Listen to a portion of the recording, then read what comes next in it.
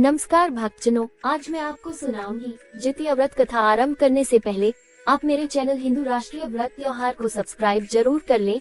आइए शुरू करते हैं। बोलिए श्री गणेश महाराज की जय। श्री कृष्ण गोविंद हरे मुरारी हे नाथ नारायण वासुदेवा।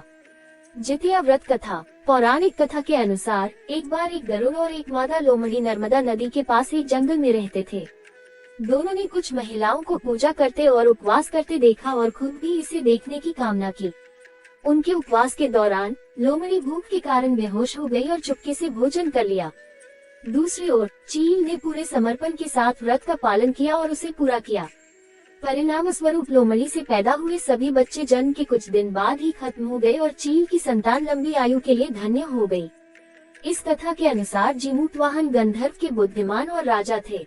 जीमूतवाहन शासक बनने से संतुष्ट नहीं थे और परिणाम स्वरूप उन्होंने अपने भाइयों को अपने राज्य की सभी जिम्मेदारियां दी और अपने पिता की सेवा के लिए जंगल में चले गए।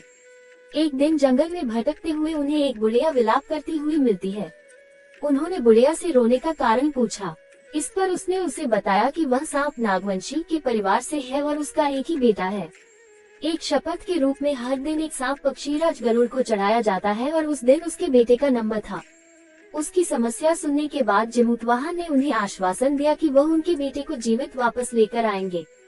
तब वह खुद गरुड़ का चारा बनने का विचार कर चट्टान पर लेट जाते हैं। तब गरुड़ आता है और अपनी अंगुलियों से लाल कपड़े से ढके हुए जीमूतवाहन को पकड़कर चट्टान पर चढ़ जाता है। उसे हैरानी होती है कि जिसे उसने पकड़ा है वो कोई प्रतिक्रिया क्यों नहीं दे रहा है। तब वह जीमूतवाहन से उनके बारे में पूछता है। तब गरुड़ जीमूतवाहन की वीरता और परोपकार से प्रसन्न होकर सांपों से कोई और बलिदान नहीं लेने का वादा करता है। मान्यता है कि तभी से ही संतान की लंबी उम्र और कल्याण के लिए जितिया व्रत मनाया जाता है। जितिया व्रत की कथा महाभारत काल की घटना से जुड़ी है। कथाओं के अनुसार महाभारत युद्ध में अपने पिता गुरु द्रोणाचार्य की मृत्यु का बदला लेने की भावना से अश्वत्थामा पांडवों के शिविर में घुस गया। शिविर के अंदर 5 लोग को सोया पाए। अश्वत्थामा ने उन्हें पांडव समझकर मार दिया, परंतु वे द्रौपदी की 5 संतानें मारी गयी। उसके उपरांत अर्जुन ने अश्वत्थामा को बंदी बनाकर उसकी दिव्य मणि उसके माथे से निकाल ली। अश्वत्थामा ने फिर से बदला लेने के लिए अभिमन्यु की पत्नी उत्तरा के गर्भ में पल रहे बच्चे को मारने का प्रयास किया और उसने ब्रह्मास्त्र से उत्तरा के गर्भ को नष्ट कर दिया। तब भगवान श्री कृष्ण ने उत्तरा की अजन्मी संतान को फिर से जीवित कर दिया।